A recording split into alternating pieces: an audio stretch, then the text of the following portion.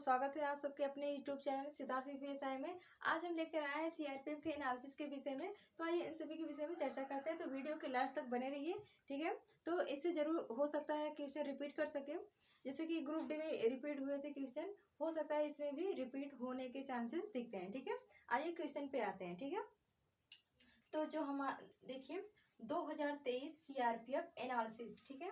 तो हमारा जो 2023 सीआरपीएफ एनालिसिस है वो कौन कौन से क्वेश्चन है, ठीक है। तो पहला हमारा क्वेश्चन है सिंगलीला नेशनल पार्क कहाँ पर स्थित है, यानी कि जो सिंगलीला नेशनल पार्क है वो कहाँ पे लोकेटेड है। तो वो हमारा पश्चिम बंगाल, यानी जो पश्चिम बंगाल है उसमें सिंगलीला नेशनल पार्क स्थापित है, ठीक है। वो करते हैं अगले क्वेश्चन की तरफ। आर्टिकल या अनुच्छेद 19 किससे संबंधित है, यानी कि आर्टिकल जो 19 है उसमें क्या कौन सी बातें कही गई हैं वो क्या है, ठीक है। ये 22 फरवरी को पूछा गया था सीआरपीएफ एग्जाम में, ठीक है। कि आर्टिकल 19 में क्या है कि उसमें दिया रहेगा, या फिर दो तरह से दिए हो सकते हैं कि अभिव्यक्ति की स्वतंत्रता या फिर स्वतंत्रता का अधिकार, ये दो तरह से शब्द दिए होंगे, तो वो आर्टिकल हमारा 19 ही रहेगा, ठीक है। मूव करते हैं अगले क्वेश्चन की तरफ। ये वेरी वेरी इंपॉर्टेंट है, हो सकता है इसमें आगे भी पूछ लेने के चांसेस बनते हैं, ठीक है।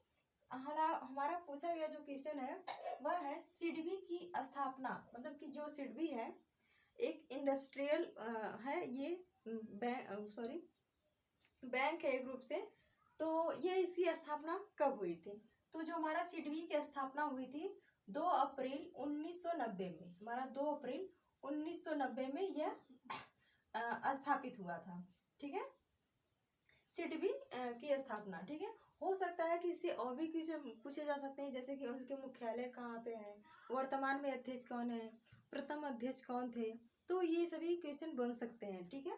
तो जैसे उसका सिडबी का मुख्यालय कहाँ है, तो हमारा जो सिडबी का मुख्यालय है वह लखनऊ में, उत्तर प्रदेश के लखनऊ में, यूपी के लखनऊ में यह लोकेटेड है सिडबी का मुख्यालय, ठीक है। बात करें इसकी फुल फॉर्म की, तो इसका फुल फॉर्म होगा small industries development bank of India, small industries development of bank of India, ठीक है। तो इसका ये फुल फॉर्म हुआ। अगर बात की जाए अध्यक्ष की, अध्यक्ष प्रेजेंट टाइम, ठीक है, प्रेजेंट टाइम के अध्यक्ष कौन है, तो वो हमारे श्री शिव सुब्रमण्यम रमन, ठीक है, सुब्रमण्यम रमन जी हो जाएंगे हमारे वर्तमान सिडबी के अध्यक्ष के रूप में, ठीक है। मूव करते हैं अगले क्वेश्चन की तरफ। चौथा क्वेश्चन, सबसे कम जनसंख्या वाला राज्य कौन सा है, मतलब कि जो हमारा भारत है उसमें सबसे कम जनसंख्या वाला राज्य कौन सा है। तो फिलहाल इजी क्वेश्चन है, ये हमारा है सिक्किम, ठीक है। ये सिक्किम जो है हमारे सबसे कम जनसंख्या वाला राज्य है, ठीक है। मूव करते हैं अगले क्वेश्चन की तरफ।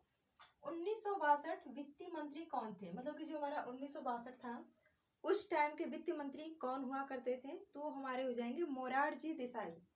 कौन, तो मोरारजी देसाई वित्त मंत्री हो जाए, या फिर ऐसे पूछ सकता है कि मोरारजी देसाई वित्त मंत्री कब रहे हैं, तो ऑप्शन में होगा 1962, 1963, 1964, ऐसे करके दे देगा, तो आपको बताना रहेगा, तो आपको आंसर यही होगा 1962। इस तरह से क्वेश्चन पूछे जा सकते हैं, ठीक है। मूव करते हैं अगले क्वेश्चन की तरफ। पीएम गति योजना का बजट कितना था, हमारा जो पीएम गति योजना है उनका जो बजट पारित किया गया था, लागू किया गया था, वो कितना था, तो हमारा जो बजट था 107 लाख करोड़ रुपए था। और इसको कब पारित किया गया था, बात की जाए अगर इसको पारित कब किया गया था, तो 15 अगस्त 2019 को इसको लागू किया गया था पीएम गति योजना का, ठीक है। अगले क्वेश्चन की तरफ बढ़ते हैं। पंडित जसराज को पद्म विभूषण से कब नवाजा गया, या पद्म विभूषण इनको कब मिला, तो 2000 में ही इनको पद्म विभूषण मिला था। इससे भी और क्वेश्चन बनते हैं कि 2022 में किसको मिला है, 2021 में किसको मिला है, तो इसको जरूर से आप देख लीजिएगा, हो सकता है एग्जाम में आपके पूछ लिया जाए, ठीक है। मूव करते हैं अगले क्वेश्चन क्वेश्चन की तरफ। 2011 की जनगणना के अनुसार एसटी प्रतिशत कितना था? हमारा जो जनगणना 2011 की हुई थी उसमें एसटी का प्रतिशत कितना था? और एसटी की अगर फुल फॉर्म की बात की जाए तो शेड्यूल कास्ट इसका, सॉरी शेड्यूल ट्राइब इसका फुल फॉर्म रहेगा, ठीक है। और एससी का शेड्यूल कास्ट होगा, ठीक है। तो इसका जो 2021 की जनगणना के अनुसार एसटी प्रतिशत कितना था? तो 8.6 इनका प्रतिशत था, ठीक है। मूव करते हैं अगले देखते हैं। राम अयोध्या मंदिर खंडपीठ में एक अल्पसंख्यक मुस्लिम न्यायाधीश कौन थे? मेरा जो राम मंदिर है एक, उसमें जो न्यायाधीश हुआ करते थे उनका नाम पूछा गया था और वो है हमारे अबुल नजीर जी, ठीक है। तो ये तो रहे उनके न्यायाधीश, लेकिन आपसे हो सकता है पूछा जा सकता है कि इनके अध्यक्ष कौन है, अध्यक्ष के पद पे कौन है, तो उसको जरूर से आप देख लीजिएगा, ठीक है। मूव करते हैं अगले क्वेश्चन की तरफ। ईसाई धर्म विवाह अधिनियम कब आया था? जो हमारा ईसाई धर्म अधिनियम है उसको कब लाया गया था और, ठीक है, किसने लाया, मतलब किसने लाया था ये भी पूछा जा सकता है। लेकिन जो आपके एग्जाम में सीआरपीएफ में 2023 में पूछा गया था वो है ईसाई धर्म विवाह अधिनियम कब आया था? तो हमारे पास 1872 में ईसाई धर्म अधिनियम आया था, ठीक है। मूव करते हैं अगले क्वेश्चन की तरफ।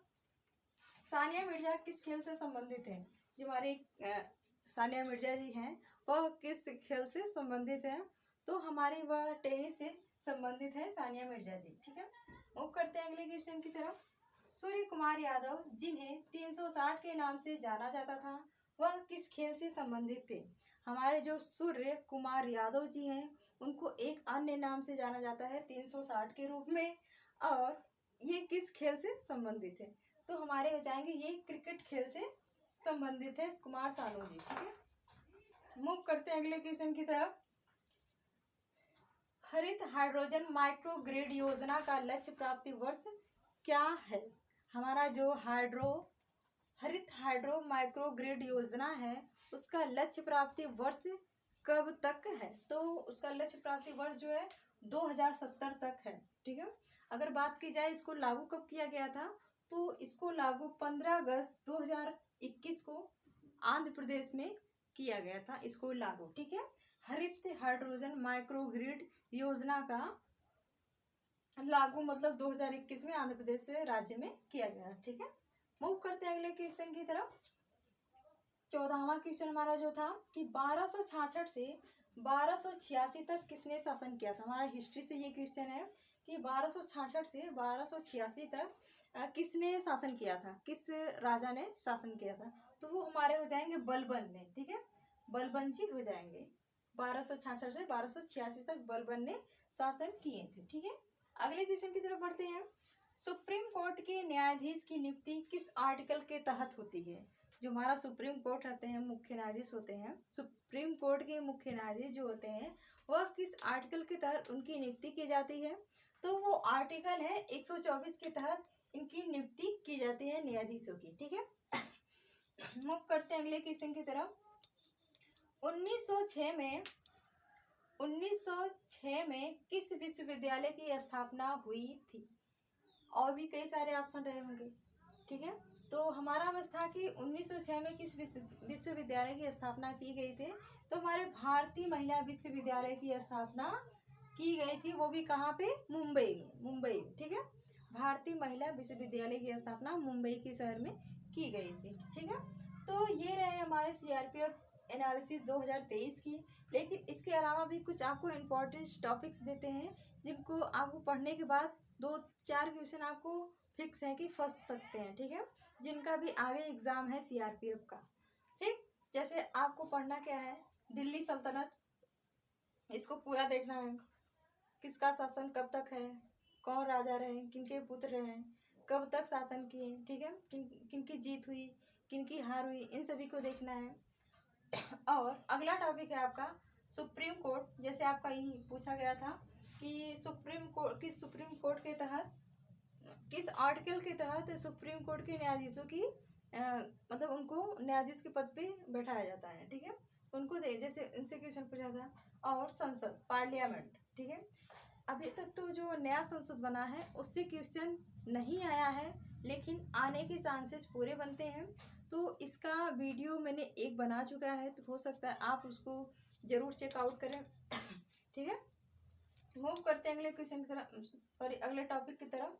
तो नदियां हैं, मतलब जो हमारी नदियां हैं कहाँ से निकली हैं, कहाँ जाके समाप्त हुई हैं और कितनी किलोमीटर बहती हैं। इन सभी की हमारी जो राष्ट्रीय नदी है गंगा, वह कितने किलोमीटर बहती है, कहाँ पे जाके समाप्त होती है। ठीक है, और इसके अलावा जो जल विवाद है, ठीक है, उनको भी आप देख लीजिएगा। ठीक है, अगले टॉपिक की तरफ बढ़ते हैं। जो हमारा डांस है, जैसे फोक डांस हुआ, उत्सव हुए, मेला हुआ, त्योहार हुआ, इनसे भी क्वेश्चन एस्थेटिक पोर्शन पे बन रहे हैं ज़्यादातर। ठीक है, तो ये रहे हमारे सीआरपीएफ 2023 के एनालिसिस। आशा करती हूँ आप लोग को ये वीडियो ज़रूर पसंद आया होगा। अगर पसंद आया तो लाइक सब्सक्राइब जरूर करें प्लीज़। मिलते हैं अगले वीडियो में। जय हिंद।